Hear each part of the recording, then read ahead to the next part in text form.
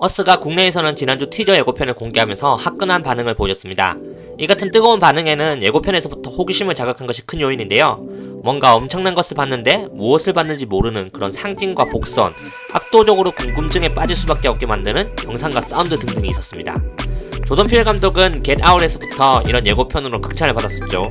그런데 여기서 한 가지 재밌는 사실이 있는데, 조던 필 감독은 어스에 캐스팅된 배우들에게 10편의 공포 스릴러 무비를 추천하고 이것을 보고 오라고 했다고 합니다. 이들 영화가 어스와 어떤 관계를 가지고 있는지는 아직 미스터리지만 적어도 배우들에게 이 작품을 통해서 어스가 하고 싶은 이야기를 참고할 수 있다는 점에서 베일에 쌓인 어스를 조금 더 이해할 수 있는 데 도움이 되지 않을까 싶은데요. 그래서 조던 필 감독이 추천한 공포 스릴러 영화 10편을 중심으로 과연 어스와는 어떤 관계가 있을지 한번 예상해봅니다.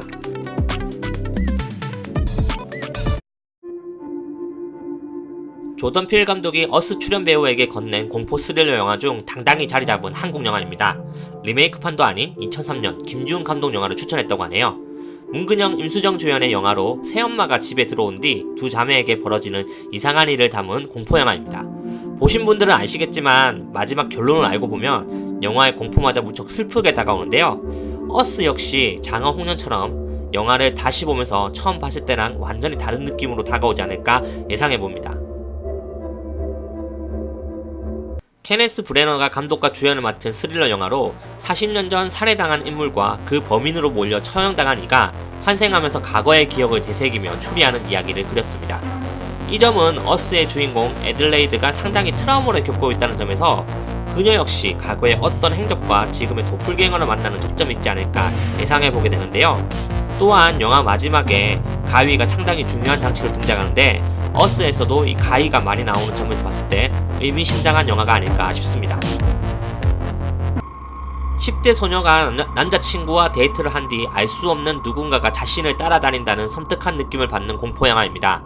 그녀가 겪는 저주를 다른 사람에게 넘기지 않으면 그것이 죽을 때까지 쫓아온다는 설정은 어스 역시 정체를 알 수 없는 도플갱어가 가족들을 쫓아오면서 느끼는 공포, 이것을 벗어나기 위한 고군분투라는 점에서 두 작품의 공포의 장치가 닮았습니다. 스릴러의 거장 히치콕 감독의 새도 조던 필 감독이 배우들에게 추천한 영화입니다. 주인공들이 있는 마을에 새들이 알 수 없는 이유로 습격하면서 이곳을 탈출하기 위한 이야기를 긴장감 있게 그려냈습니다.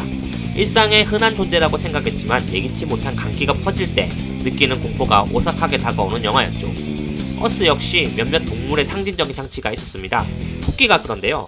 평화롭던 일상에 전혀 예상치 못한 무엇이 공포로 바뀐다면 어떤 느낌으로 다가올까라는 장치에서 히치콕 감독의 새와 어스를 비교해볼 만합니다.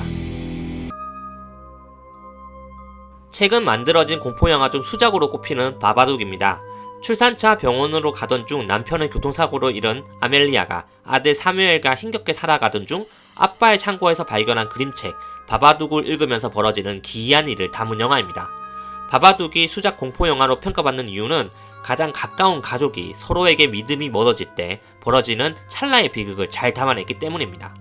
어스 역시 충격적인 일로 가족 간의 믿음이 깨지고 서로를 의심하는 심리적인 불안감을 바바둑처럼 잘 담아내지 않을까 예상됩니다.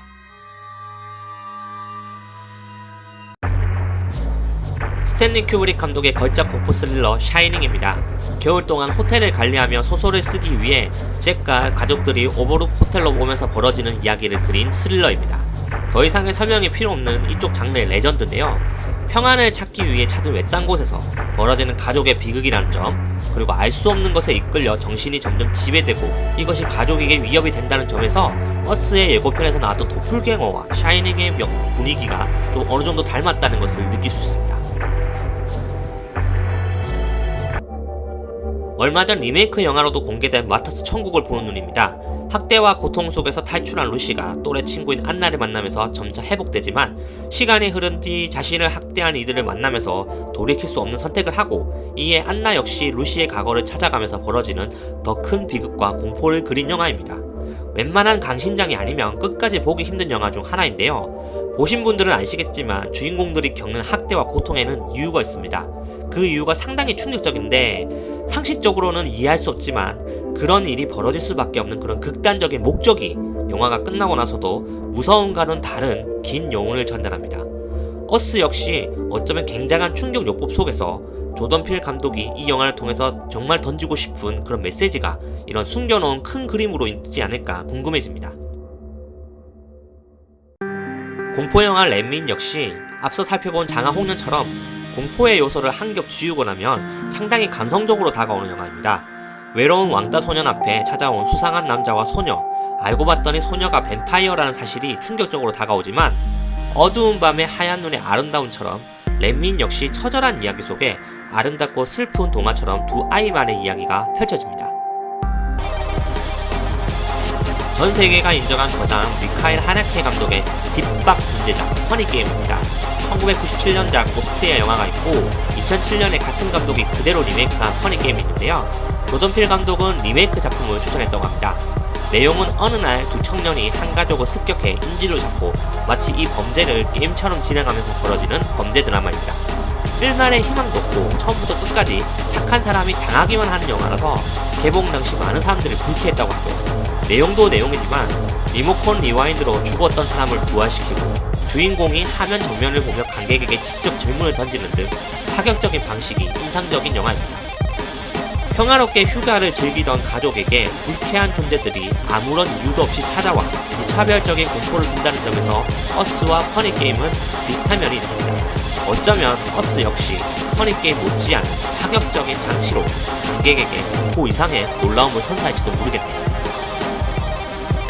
조던 필 감독이 마지막으로 추천한 공포영화는 M. 나이트 샤말란 감독의 인생작 식스센스입니다. 귀신 보는 아이와 그 아이를 치료하려고 다가간 아동 심리학자 이야기를 그린 영화인데요. 반전 영화의 전설, 교과서라고 불리는 작품입니다. 어스와는 어떤 점이 연관이 있을까요? 어스 역시 엄청난 반전이 숨어있는 것은 아닐까요?